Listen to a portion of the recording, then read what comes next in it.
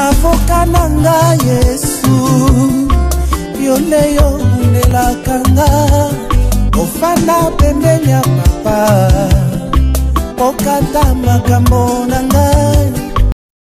Amen.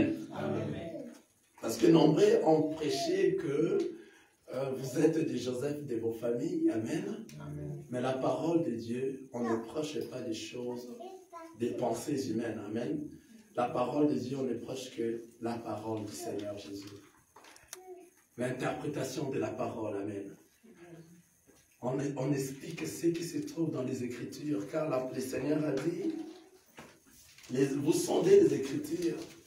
Or, les Écritures que vous sondez, ça parle de moi. Amen. Amen. Dans toutes les Écritures ne parlent que de notre Seigneur Jésus-Christ. Ce que nous avions lu l'autre fois dans Jean 5, on peut encore la relire aujourd'hui.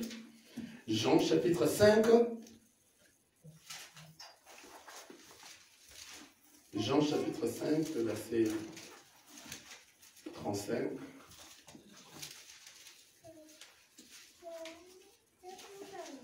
Avant le livre de Jean.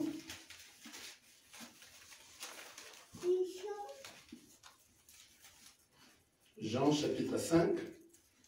Nous avions dit l'autre fois que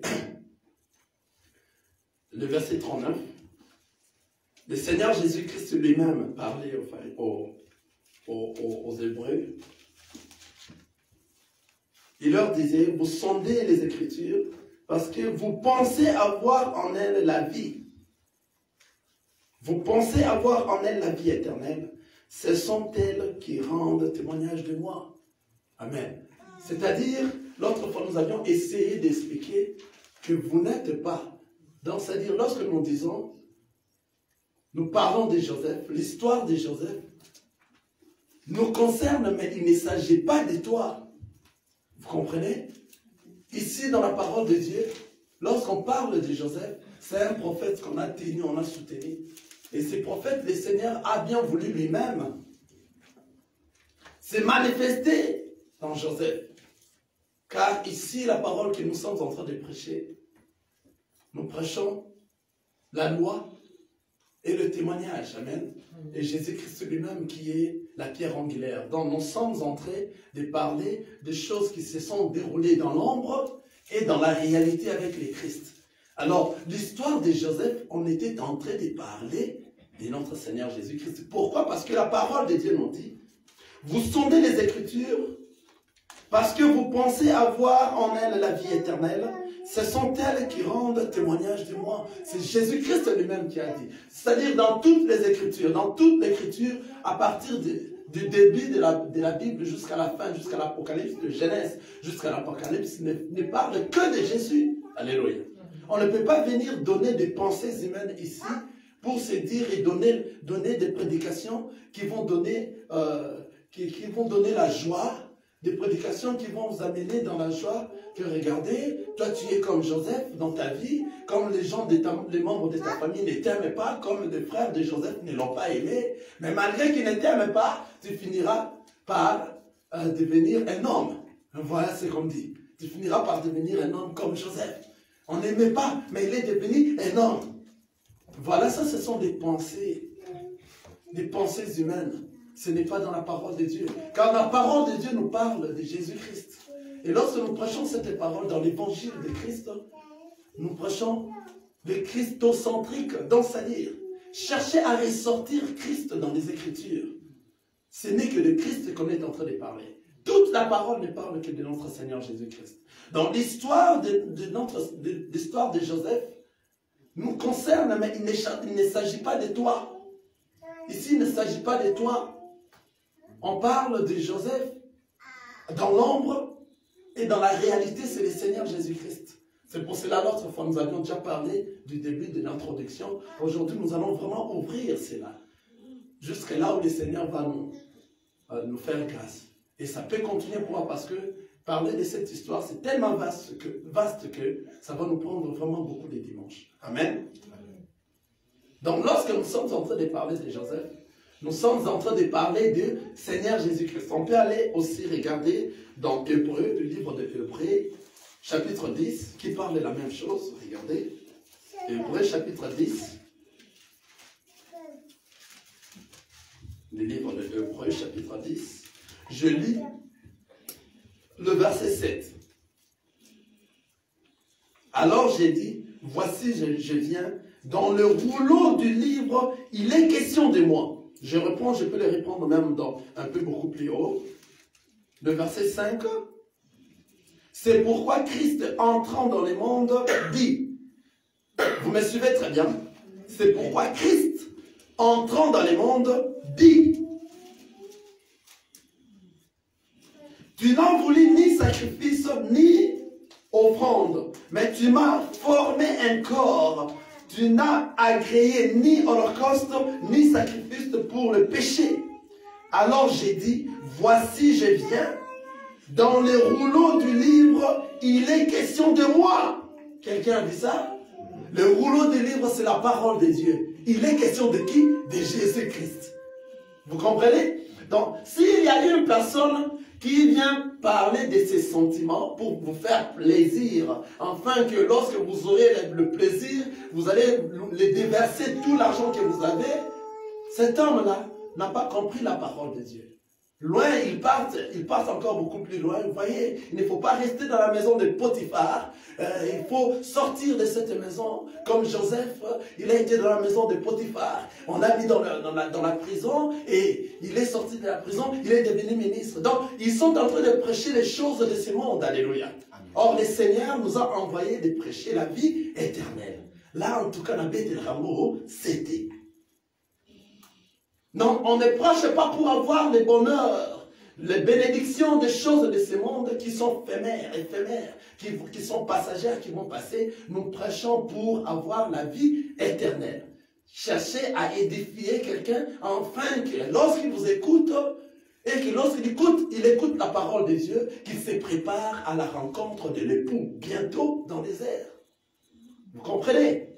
Ce n'est pas que non, toi tu es Joseph de ta famille, et tu finiras par devenir énorme, même si aujourd'hui on ne t'a pas aimé. Alléluia. Et si nous prenons cette histoire de Joseph, est-ce que toi on t'a vendu? Montre-nous là où on t'a vendu. On ne t'a pas même vendu. Or, ici dans l'histoire de Joseph, les frères de Joseph l'ont vendu. Est-ce que toi on t'a mis dans la pluie? On a creusé un puits et puis on t'a mis dans les citernes? On ne t'a pas même mis dans les citernes. Vous comprenez? Il ne s'agit pas. Cela ne s'agit pas de toi. Il s'agit de notre Seigneur Jésus-Christ. Nous allons décortiquer aujourd'hui. Le peu que nous allons décortiquer, vous allez comprendre. Alléluia.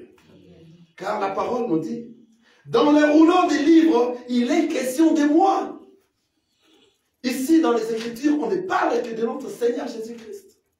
C'est enfin que toi maintenant, lorsque tu auras la connaissance du Seigneur Jésus-Christ, tu vas marcher à la crainte de la parole de Dieu. Et tu vas hériter le royaume des cieux. C'est ça la finalité. Le royaume des cieux. Amen. Amen. Nous allons revenir dans notre écriture de base, c'est Genèse. Je veux que vous me suivez très attentivement, car c'est un peu long. La lecture sera un peu longue. Nous avions lu dans Genèse 37. C'est notre écriture de base. Genèse 37.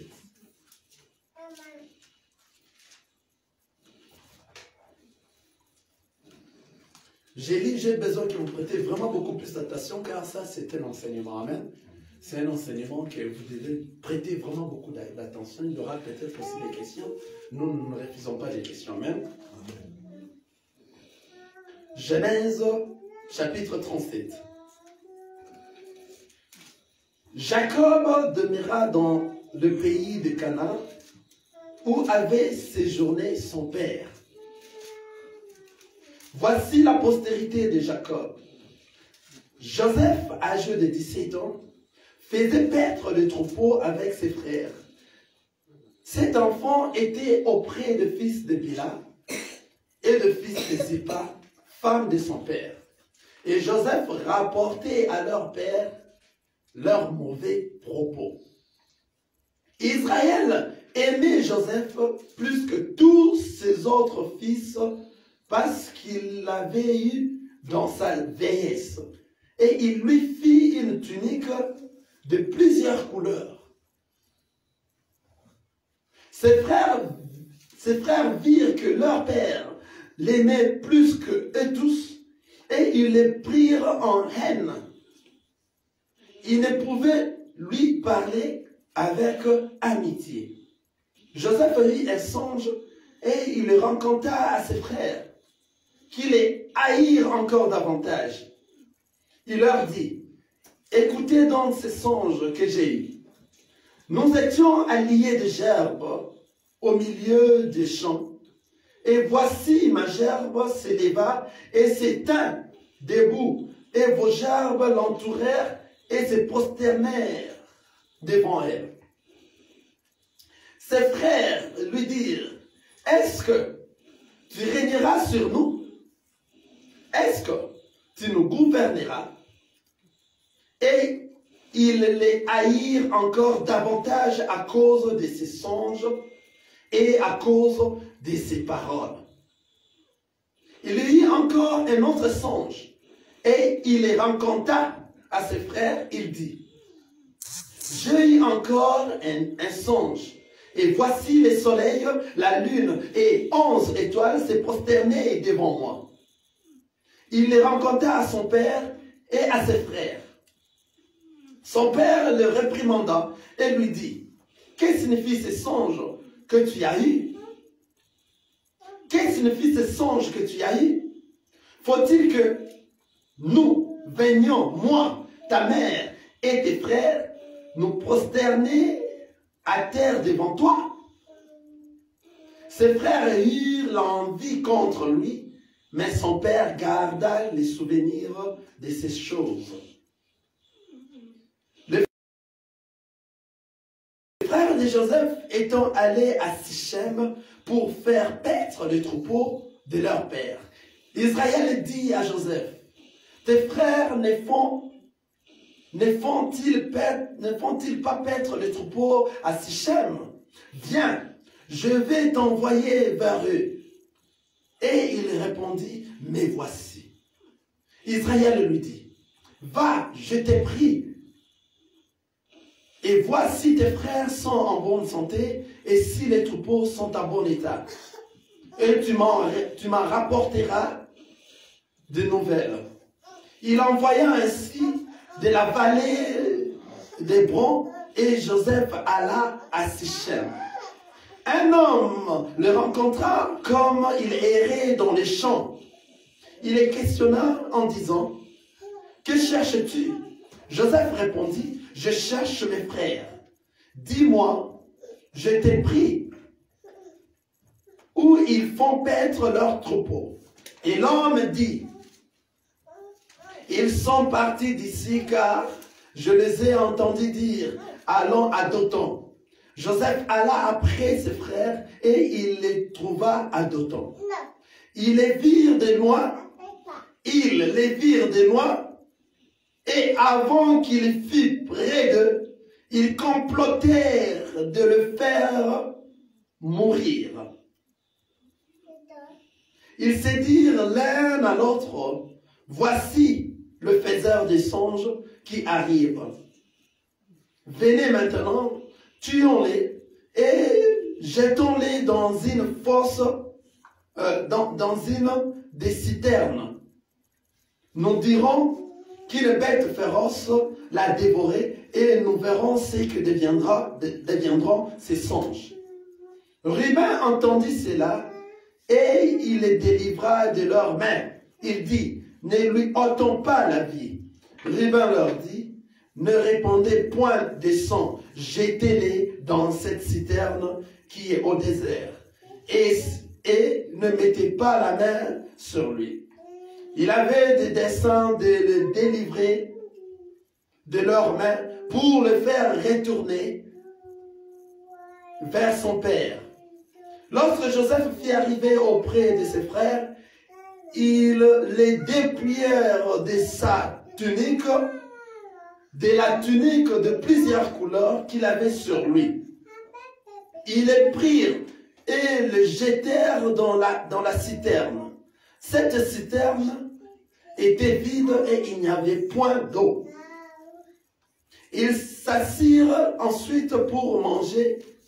Ayant levé les yeux, ils une caravane d'Ismaélites venant des Cana. Leurs chameaux étaient chargés d'aromates, des pommes et de mirets qu'ils transportaient en Égypte. Alors Judas dit à ses frères, « Que gagnerons-nous à tuer notre frère et à cacher son sang? Venez, vendons-le aux Ismaélites et ne mettons pas la main sur lui, car il est notre frère, notre chair. » Et ses frères l'écoutèrent. Au passage des marchands Mandianites, ils tirèrent et furent remontés Joseph hors de la citerne et ils les vendirent pour 20 cycles d'argent aux Ismaélites qui l'amenèrent en Égypte. Alléluia. Amen. C'est très long, on peut d'abord se limiter là et nous allons décortiquer. Amen. L'autre fois, nous avions dit, de là où Joseph est venu, nous avions parlé que Dieu avait choisi Noé, et après Noé, il y avait eu le déluge, c'est Noé qui était resté. Amen. Et après Noé, il y avait des générations qui se sont écoulées. Par sa miséricorde, il est venu choisir qui? Abraham. Alléluia. Amen. Après avoir choisi Abraham, Abraham a mis au monde Isaac. Réellement, Abraham, l'autre fois nous avions parlé, nous n'allons pas encore revenir, il a mis au monde Ismaël Ismaël avec la servante de Sarah, qui était Agar. Or, le fils de la promesse que le Seigneur l'avait promis, c'était Isaac. Malgré que son âge était avancé, il a fini par mettre au monde Isaac. Et après Isaac qui s'est marié avec Rebecca, et ils ont mis au monde deux enfants, qui est Jacob et Ésaü. Alléluia. Amen. On se souvient, alléluia, on se souvient du question de Moïse qui avait posé à Dieu. Les peuples d'Israël sont des têtus. Lorsqu'ils vont me poser la question de savoir, alléluia, je vais régler quelque chose là-dessus. Qui est celui-là qui t'a envoyé de faire ces choses? Dieu a répondu à Moïse, tu leur diras, le Dieu d'Abraham, le Dieu d'Isaac et le Dieu de Jacob. C'est-à-dire Abraham, Isaac et Jacob sont ceux-là que Dieu avait choisis afin d'établir sa promesse. Alléluia. Amen. C'est-à-dire le Dieu que nous sommes en train de prier n'est pas un Dieu de Patrice. Là, vous allez me faire fatiguer. Alléluia. Amen. N'est pas un Dieu de qui que ce soit, le Dieu de Frère Kali. Oh, le Dieu de Kimbangu. Oh, le Dieu d'Abraham, comment je peux dire? Le Dieu de Dieu Mukuna. Hein? Des dieux de noms de personnes physiques. Alléluia. Le Dieu que nous prions, c'est le Dieu qui avait tissé l'alliance. Alléluia. C'est celui-là qui a tissé son alliance avec Abraham, avec Isaac, avec Jacob. Et c'était maintenant avec Jacob qu'il s'est reposé, afin que nous, notre descendance, se manifeste. Alléluia. Que nous soyons à ce moment ici, dans les temps de la grâce. Si vous entendez, Église, l'ensemble des enfants de Dieu, l'ensemble des saints, quelqu'un vous dit, venez chez les dieux d'une personne physique, ce n'est pas ces dieux-là qui nous sont en train de prier. Il n'y a qu'un seul Dieu qui a dit son nom. C'est le Dieu d'Abraham, le Dieu de Jacob et le Dieu d'Isaac. C'est le Dieu que nous servons. C'est ça son nom. Quel est ton nom? Moïse a demandé. Quel est ton nom? Il a dit mon nom. Dites aux enfants d'Israël, le Dieu d'Abraham, le Dieu d'Isaac, le Dieu de Jacob. Et je suis celui qui suis. Mon nom c'est Je suis. Alléluia. Amen. Vous voyez? Donc c'est-à-dire, la provenance, la source de la provenance de Joseph, le Seigneur avait choisi Abraham, qui est le père de la foi de tous les chrétiens, des enfants de Dieu. Car nous, nous sommes les descendants d'Abraham. Donc si toi tu es descendant d'Abraham, c'est-à-dire toi tu as été circoncis. Alléluia. La circoncision aujourd'hui dans les temps de la grâce, c'est cette circoncision de cœur qui transforme ta vie. que tu as choisi le Seigneur Jésus-Christ, tu l'as rencontré. Et tu n'es plus ce que tu étais avant, tu es devenu une nouvelle créature. C'est-à-dire, toi, tu as été circoncis par Abraham, qui est le père de la foi de tous les chrétiens. Vous comprenez? C'est à partir de lui que Isaac est venu, c'est à partir d'Isaac que Jacob est venu. Maintenant, Jacob, Dieu s'est manifesté encore beaucoup plus en lui. Pourquoi? Dieu a donné à Jacob son nom. Vous vous souvenez, lorsque Jacob revenait de chez, chez le père de Rachel, il s'appelle comment? J'oublie son nom. Laban. Il revenait du père de Rachel qui s'appelle Laban. À son retour, Jacob s'est mis à lutter contre Dieu. On a expliqué ça ici l'autre fois. Il s'est bagarré comme Dieu. Comment un homme qui lutte contre Dieu? Et il a dit, alléluia. Et Dieu, il a dit à Dieu, je ne te lâcherai pas jusqu'à ce que tu fasses quoi? Tu me bénisses. En le bénissant, Dieu l'a changé son nom. Il a dit, tu ne t'appelleras plus Jacob, tu vas t'appeler désormais qui? Israël. Alléluia. Or, nous sommes des enfants de Dieu dans les temps de la grâce. Nous sommes Israël céleste. Or, Israël terrestre aussi existe. C'est Israël qui est là-bas. Israël, là où se trouve la ville de Israël terrestre. Hein? Donc, il existe Israël terrestre. Mais nous sommes Israël terrestre qui ont répudié le Seigneur Jésus-Christ. Le peuple à qui le Seigneur avait choisi marche avec eux. Le premier peuple. Nous maintenant, nous n'avions pas reçu la grâce, le Seigneur nous a donné cette grâce-là. Pourquoi? Parce que Israël a repoussé le Seigneur Jésus-Christ. Et nous sommes maintenant, depuis, nous sommes devenus Israël céleste. Donc nous irons, on se prépare pour rentrer en Jérusalem nouvelle. Vous comprenez cela? Et Dieu maintenant a donné le nom d'Israël à qui? À Jacob. Nous avions suivi ici dans les textes, des fois on l'appelle Israël. Israël aimait beaucoup Joseph. Vous comprenez cela? Donc c'est-à-dire ici, on est en train de parler d'un prophète qui est notre frère Joseph. Et sa vie, c'était une prophétie. Donc ça montrait des choses qui devaient venir. Or les choses qui devaient venir, en les parlant comme ça dans les Écritures, on les parlait dans l'ombre. Et maintenant, il faut savoir voir et ressortir Jésus-Christ dans l'ombre. Et dans la réalité, c'était comment? Alléluia. En réalité, on était en train de parler de notre Seigneur Jésus. Lui-même, le Seigneur Dieu, était en train de donner des explications de ce qui va venir se passer. Nous allons passer directement à la lecture.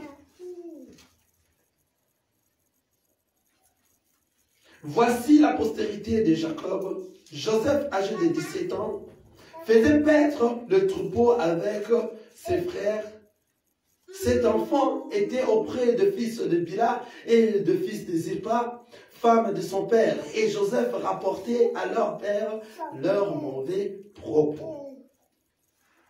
Si nous suivons très bien, nous sommes en train d'aller faire comprendre que lorsque nous parlons des choses qui étaient dans l'ombre, ce sont des choses de la loi. Et les choses qui sont dans la réalité, ce sont des choses de la grâce avec le Seigneur Jésus-Christ. Et tout avait commencé lorsque Jacob est allé pour épouser qui? Rachel. C'est par là que Joseph est sorti. Alléluia. Il est allé pour épouser Rachel chez Laban. Maintenant, il fallait qu'il puisse épouser Rachel. Laban l'a demandé de faire 7 ans de travail pour avoir Rachel, n'est-ce pas? Et Jacob a fait 7 ans. Au lieu qu'on puisse donner à Jacob Rachel, on l'a remis Léa. Et le père a dit, selon notre coutume, on ne peut pas donner, et la première ne peut pas aller en mariage en premier avant que, la seconde ne peut pas aller en mariage le premier avant que la première ne parte, soit mariée. Alors si tu veux bien, tu peux prendre d'abord Léa, et puis tu peux revenir encore cette autre année pour venir chercher Rachel. Donc c'est-à-dire Léa était une femme selon la coutume, n'est-ce pas? Ça, c'est la parole de Dieu dans l'autorité que nous avions pris. Léa, c'était la femme de la coutume et Léa représente la loi, les psaumes et les prophètes. Vous comprenez? Maintenant, Rachel, qui était réellement la femme que Jacob avait aimée, c'est lui qui représente quoi? Les temps de la grâce. Est-ce que vous avez compris? Ne soyez pas troublés.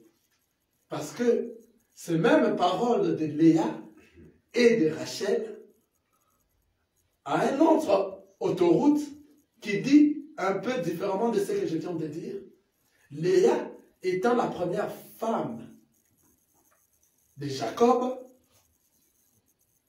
devient aussi la grâce. Pourquoi? Parce que c'est la première femme qui ira où? En enlèvement. Quelqu'un a vu ça? Ah, maintenant, ici, nous sommes dans une autre autoroute de route. Alléluia. Ce sont les Écritures. Vous comprenez cela? C'est pour cela le père avait cousu à qui? À Joseph, la tunique de plusieurs couleurs. Ce sont des couleurs que nous sommes en train de poursuivre. Alléluia. La couleur que nous avions prise aujourd'hui, c'est la couleur à laquelle que Léa n'était pas la femme que Jacob avait aimée, et Léa est venue par rapport à la coutume. Vous me suivez très bien? Mais dans une autre couleur, nous allons voir que Léa, comme c'était la première femme à Jacob, c'est-à-dire Jacob qui représente le Seigneur Jésus-Christ, sa première femme qui viendra à la rencontre, nous qui sommes l'Église, nous irons où? En enlèvement vers le Seigneur. Et nous sommes sa première femme. Ah, vous voyez, ne prenez pas une confusion. Ne prenez pas une confusion. Amen. Amen. Je tiens à ce que vous compreniez. Amen. Amen. Nous allons aller lentement. Amen. Nous sommes à la maison, nous allons aller lentement pour une compréhension des Écritures. La couleur de la tunique, de l'habit du tunique de Joseph que nous avions emprunté, c'est la couleur de Léa, prise comme une femme par rapport à la coutume et représente la loi. Alléluia. Et Rachel représente le témoignage qui est le temps de la grâce. Vous comprenez? C'est maintenant, à partir de Rachel, nous n'allons pas entrer là-bas, nous allons revenir à notre jour, car la parole de Dieu, il y a beaucoup à parler. Alléluia. Il y a beaucoup à enseigner. À partir de Rachel, le Seigneur maintenant a fait sortir qui? Joseph. Et Joseph, la parole nous dit ici dans le verset 3, Israël, qui est le nom de Jacob. N'oubliez pas, lorsqu'on parle d'Israël ici, c'est le nom que Dieu avait donné à qui? À Jacob.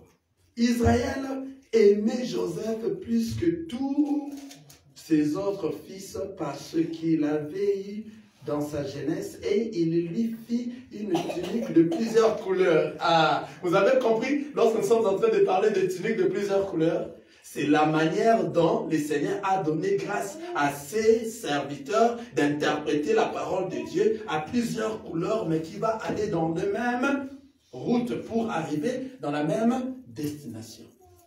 Vous comprenez? Vous savez bien cela? Maintenant, la parole nous dit quoi? Israël aimait Joseph plus que tous ses autres frères, tous ses autres fils. C'est-à-dire, Jacob ici a porté la casquette de notre Seigneur Jésus-Christ. La casquette du Père, qui est Israël. Alléluia. Amen. Il aimait qui? Joseph, plus que tous ses frères. L'amour que le Père portait à Joseph était plus énorme que tous les autres frères. Alléluia. Nous allons lire dans Matthieu chapitre 3.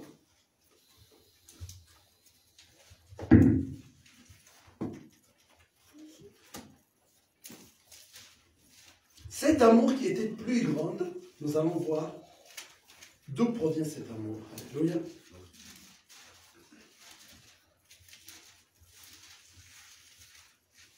Nous lisons Matthieu chapitre 3.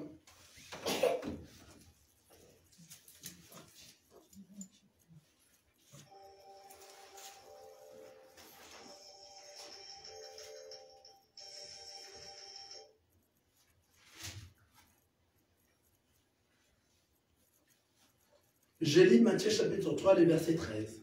Amen. Amen. Alors Jésus vint de la Galilée au Jourdain vers Jean pour être baptisé par lui. Mais Jean s'y opposait en disant, c'est moi qui ai besoin d'être baptisé par toi et tu viens à moi. Jésus lui répondit, laisse faire maintenant car il est convenable que nous accomplissions ainsi tout ce qui est juste. Et Jean ne lui résista plus. Dès que Jésus eut été baptisé, il sortit de l'eau et voici les cieux s'ouvrir et il vit l'Esprit de Dieu descendre comme une colombe et venir sur lui. Et voici une voix fit entendre des cieux ces paroles. Celui-ci est mon fils bien-aimé en qui j'ai mis toute mon affection. Quelqu'un a vu ça? Je vois les saints commencent à voir quand même. Une voix, je lis dans Matthieu 13, dans Matthieu 3, le verset 17. Une voix fit entendre, et voici une voix fit entendre des cieux ces paroles. Celui-ci est mon fils bien-aimé en qui j'ai mis toute mon affection. Regardez, nous revenons maintenant dans Genèse. Alléluia. C'est un enseignement, nous aurons beaucoup de versets bibliques. Nous revenons dans Genèse. Ici, Genèse chapitre 37, la parole nous dit Israël aimait Joseph plus que tous ses frères. Israël qui est Jacob, qui représentait les pères, qui aimait Joseph plus que tous ses frères. Et nous avons vu, pendant que Jésus venait pour se faire baptiser, il y a une voix du ciel qui dit quoi? Qui dit comment? Je l'ai dit. Une voix fit entendre des cieux ces paroles. Celui-ci est mon fils bien-aimé, en qui j'ai mis toute mon affection.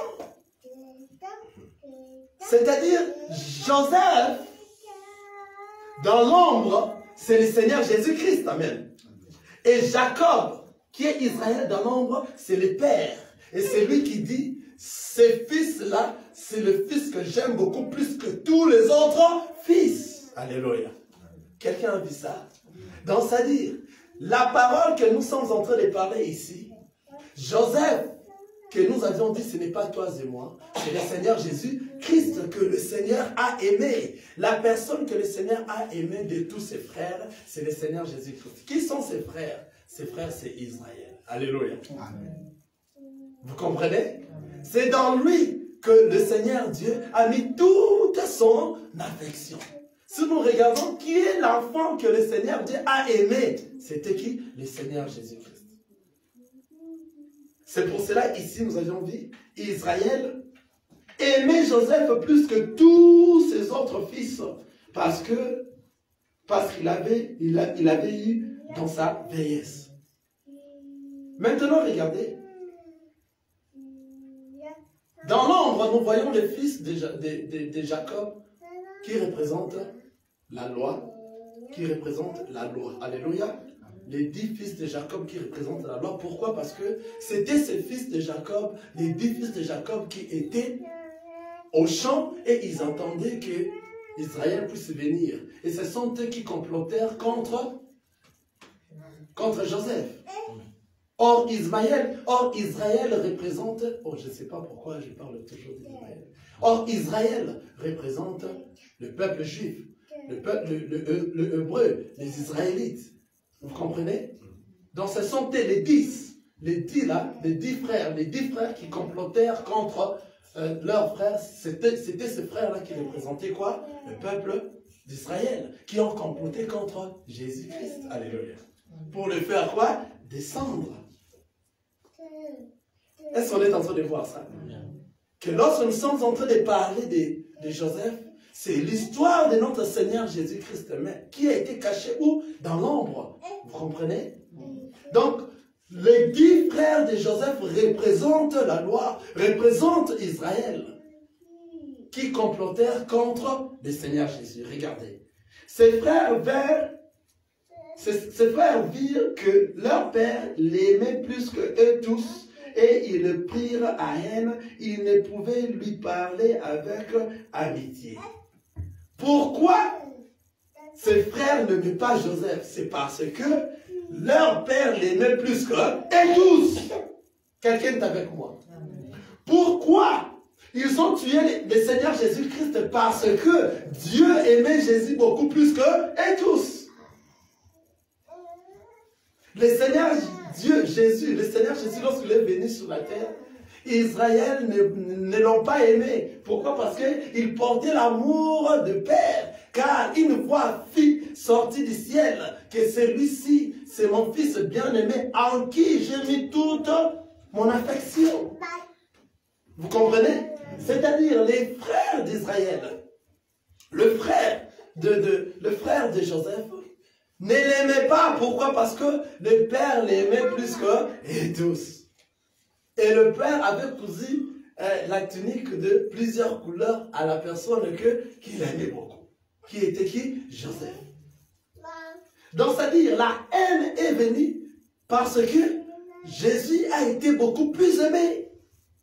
La haine est venue parce que Joseph a été beaucoup plus aimé plus qu'eux et tous. Vous comprenez cela? Maintenant, regardez, la haine a augmenté davantage lorsque maintenant Joseph commençait à donner de quoi? Des songes. Lorsque Joseph commençait à donner des songes, que j'ai eu un songe qui parlait de ceci. Alléluia. Amen. Nous lisons la parole. Joseph eut un songe et il les rencontra à ses frères, qui les haïrent encore davantage. Dans la première, le frère avait haï Joseph pour la première fois, c'était à cause de l'amour que le père portait contre Joseph.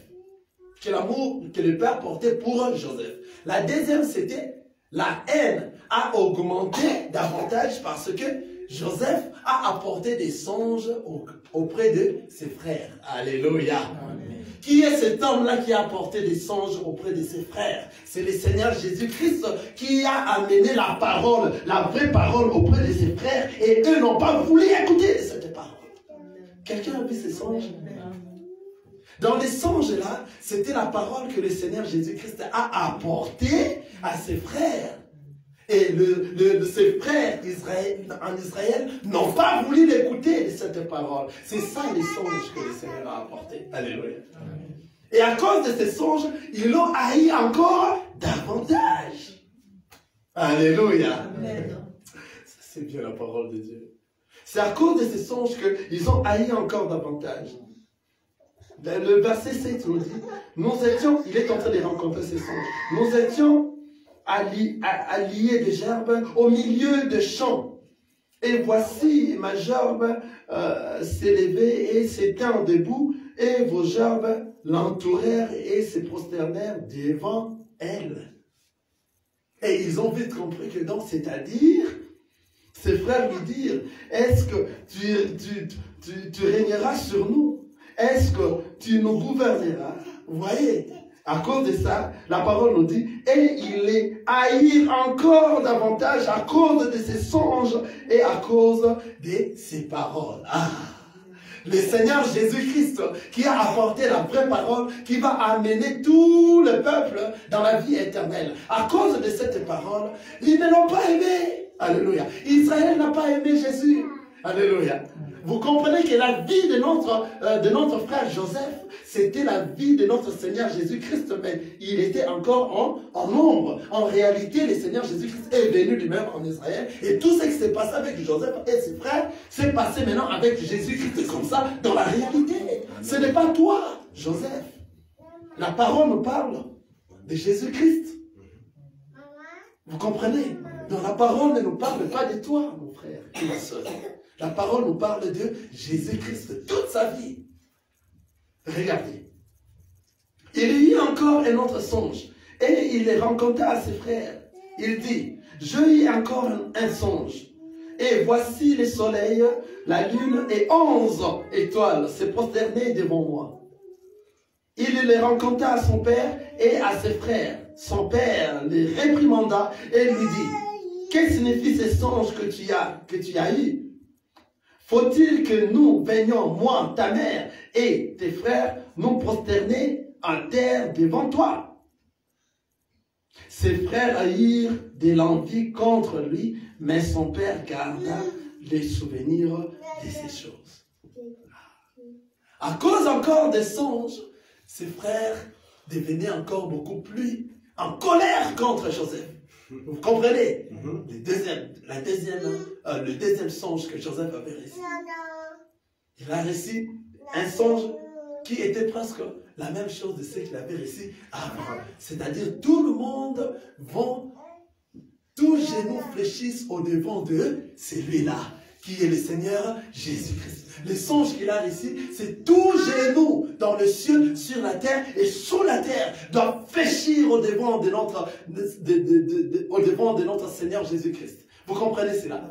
Donc, c'est-à-dire, il est en train de voir que c'est lui qui sera le roi et c'est lui qui est le véritable Dieu, le Tout-Puissant, et tous genoux fléchiront devant lui. Et le Père a dit, donc tu veux dire que moi, ton père, et ta mère, et tes frères, nous allons se prosterner devant toi. Mais qu'est-ce que tu veux dire par là? Qu'est-ce que cela signifie, ces songes? Alléluia. Le Seigneur Dieu a voulu s'exprimer fortement en Joseph par rapport à cette histoire. Dans cette histoire nous concerne, mais il ne s'agit pas de nous, il s'agit de notre Seigneur Jésus-Christ. Donc le Seigneur Jésus-Christ voulait s'exprimer fortement à travers notre prophète Joseph. Vous voyez? Regardez. Tout ça, c'était dans l'ombre. Il fallait que ce soit maintenant dans la réalité. Le frère de Joseph, je suis dans 12, Genèse 37, 12. Le frère de Joseph étant allé à Sichem pour faire paître les troupeaux de leur père. Israël dit à Joseph, tes frères ne font-ils pas paître les troupeaux à Sichem? Viens, je vais t'envoyer vers eux. Et il répondit, mais voici. Oh Seigneur Jésus, alléluia. Il a dit, mais voici. Il a dit, viens. Qui l'a appelé? Son père. Alléluia. Son père qui est Dieu. Qui dit, Joseph, je vais t'envoyer. Alléluia. Amen. Ah. C'est-à-dire, le Seigneur Dieu a regardé dans le ciel. Il a regardé qui peut envoyer. Qui peut envoyer? Allez, 24 êtres vivants. On donne les deux. Ah, nous allons lire ça. Alléluia. Allons-y dans Apocalypse, verset 5. Chapitre 5. Qui est digne d'ouvrir les sceaux? Alléluia. Alléluia. Apocalypse, le chapitre 5. Vous allez voir ça, que c'est le Seigneur Jésus-Christ qu'on avait envoyé auprès de son Père.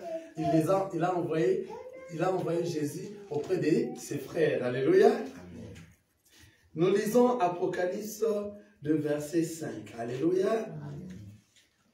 Je fais comme ça pour garder la page de là où nous sommes. Voilà. Je lis le livre d'Apocalypse, le verset 5. Oh, sorry. Apocalypse chapitre 5, je commence au premier verset. Puis j'ai vu dans la maison, je reprends, puis j'ai vu dans la main droite de celui qui était assis sur le trône un livre écrit en dedans et en dehors, scellé de 7 sceaux. Et j'ai vu un ange puissant qui criait d'une voix forte, qui est digne d'ouvrir le livre et d'en rompre les sceaux. Et personne dans les cieux, dans le ciel, ni sur la terre, ni sous la terre, ne put ouvrir le livre, ni le regarder. Et je pleurais beaucoup de ce que personne ne fut trouvé digne d'ouvrir le livre, ni de le regarder. Et l'un des vieillards me dit, ne pleure point, voici le lion de la tribu de Juda, le rejeton de David, a vaincu pour ouvrir le livre et ses 7 sceaux. Et j'ai vu au milieu du trône et des 4, au milieu des vieillards, un agneau qui était là comme immolé. Il avait 7 cornes et 7 yeux qui sont les 7 esprits de Dieu envoyés par toute la terre. Ah. Qui est digne d'ouvrir les sceaux vers ses frères? Alléluia. Amen. Donc Joseph, qui a été choisi pour qu'il soit envoyé vers ses pères, Joseph représente le Seigneur Jésus-Christ, mais il était dans l'ombre. Alléluia. On l'a envoyé, Jésus-Christ, on l'a envoyé vers ses frères. Donc Joseph, nous l'avions, le Père l'avait envoyé vers ses frères. Alléluia. Parce que dans les cieux, il s'est fait une réunion et il y a une voix qui cria, Alléluia, dans les cieux, je me reprends. Et je vis un ange puissant qui criait d'une voix forte, qui est digne d'ouvrir le livre et d'en rompre les sceaux. Ciel, ni sur la terre, ni sous la terre, ne peut ouvrir le livre, ni le regarder. Et qu'est-ce que nous dit Paul? Qu'est-ce que nous dit Jean? Et je pleurais, vaincu pour ouvrir le livre et ses 7 sceaux. Le Seigneur Jésus-Christ, c'est lui qui a été envoyé sur la terre et il a vaincu. C'est lui qui est digne d'ouvrir les livres et rompre le sceau. Alléluia. Et regardez, c'est lui, c'est le Seigneur Jésus-Christ. Donc le Père avait envoyé le Seigneur Jésus-Christ, car les 24 êtres vivants, on dirait pas moi. Et les 4 êtres vivants, non, non. Alléluia. Le Seigneur Jésus-Christ, l'agneau de Dieu. C'est lui qui s'est trouvé digne de rompre, d'ouvrir le livre et de rompre les sceaux. Vous comprenez? Donc ici, nous revenons dans l'histoire de notre frère Joseph. Nous avions vu que, dans l'histoire de notre frère Joseph, nous avions vu que Israël dit à Joseph, tes frères ne font-ils pas paître les troupeaux à Sichem? Viens, je vais t'envoyer vers eux. Et il répondit, mais voici. Il n'a pas refusé. Il dit, mais voici. Alléluia. Nous allons encore repartir dans le livre de Hébreux, chapitre 10. Regardez, nous allons encore voir qui avait répondu, mais voici, je viens au Père pour faire ta volonté de notre Seigneur Jésus-Christ. Mais c'était en nombre. Alléluia. Regardez, nous venons dans Hébreux encore. Hébreux, chapitre 10. Je lis tout, je reprends dans le chapitre 5, je l'avais déjà lu, je vais le relire encore. C'est pourquoi Christ, entrant dans le monde, dit, tu n'as voulu ni sacrifice ni offrande, mais tu m'as formé un corps. Tu n'as agréé ni holocauste ni sacrifice pour les péchés. Alors j'ai dit, voici, je viens. Alléluia. Voici, je viens dans le rouleau du livre, il est question de moi pour faire, oh Dieu, ta volonté. Le Père appela Joseph, je vais t'envoyer vers tes frères. Joseph qui se présente, qui se dit, mais voici, je suis là pour que je parte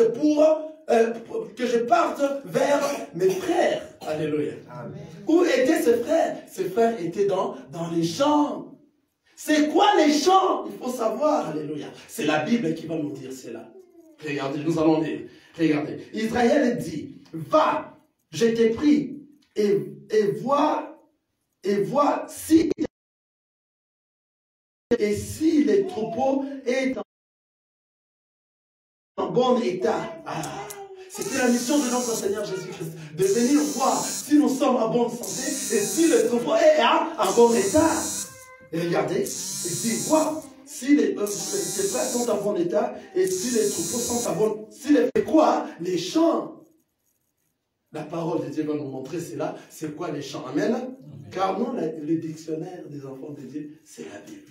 Tout se trouve à l'intérieur. Alléluia. Nous allons encore aller dans Matthieu, chapitre 13, pour voir les champs que le Seigneur Jésus a quitté le ciel, donc c'est-à-dire le fait que le Père l'a envoyé pour aller vers ses frères, c'est le Seigneur Jésus-Christ qui a quitté le ciel, qui est venu sur la terre. Amen.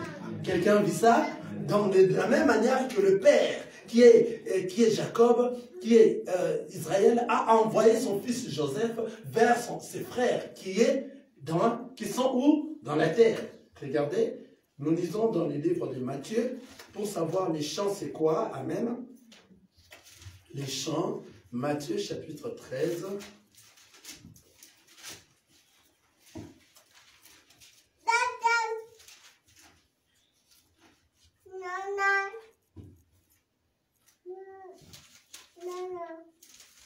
Je lis des versets, je vais entrecouper ces versets. Je lis Matthieu chapitre 13, le verset 24. Il leur proposa une autre parabole et il dit, le royaume des cieux est semblable à un homme qui a semé une bonne sémence dans son champ. Vous avez suivi les noms champs, n'est-ce pas?